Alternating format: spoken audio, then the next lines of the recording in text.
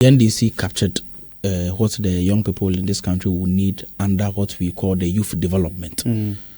Youth development is basically about 1, providing decent jobs for young people. 2, developing the skills, capacity, and potentials of young people in the form of their human resource and development.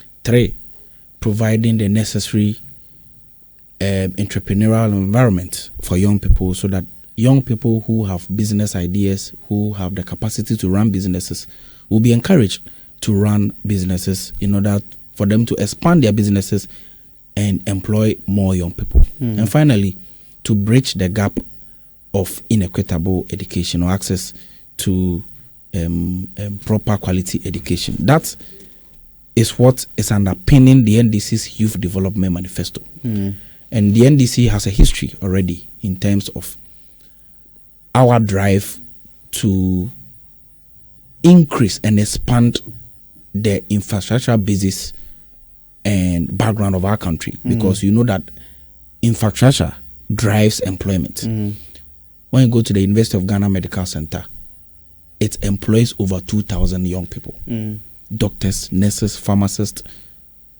and many other allied health practitioners.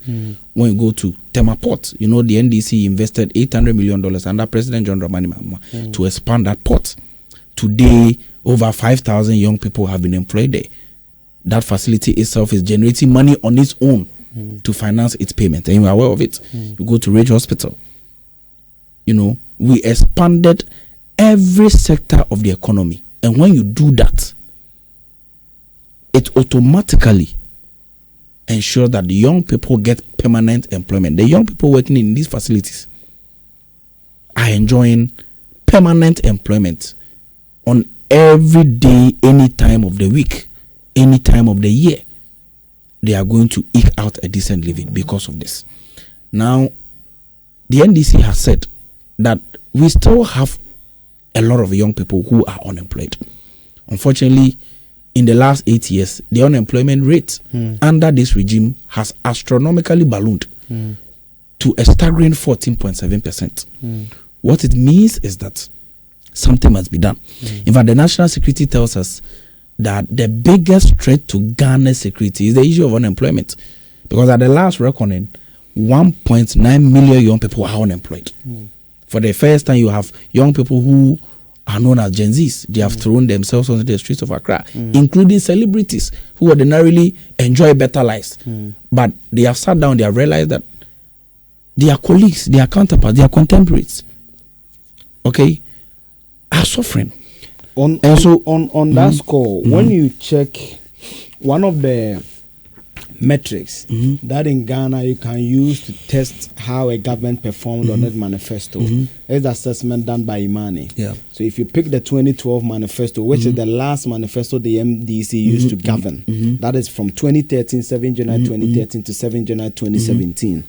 The money assessment scored the NDC 52.9%. Okay. It focused on certain thematic areas. So when you go to education, 65.7%. Okay.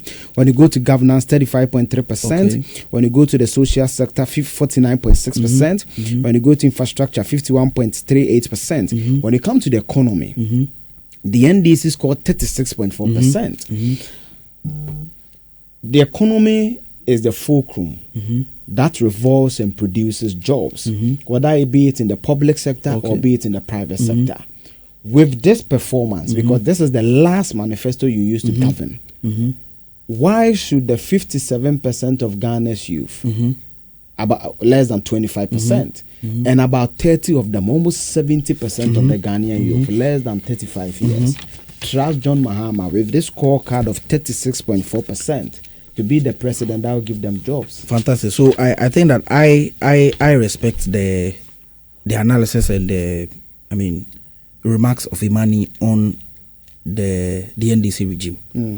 But in my view, as a young person, the NDC regime had challenges. You know that we in the First Republic solved one of the most protracted energy crisis in Ghana.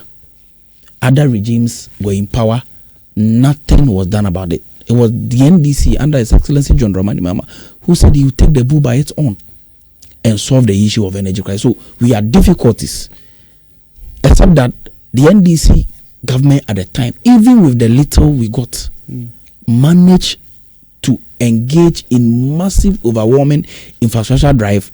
That was the pivot of major employment that the NDC did at the time. Of course, I will score the NDC far, far better in terms of our economic return. Because at the time, Ghana's debt to GDP was 55.5%. It means that whatever money the NDC government at the time got, we still had excess of 45% to finance other government activities like statutory payments, like compensations and capital investment.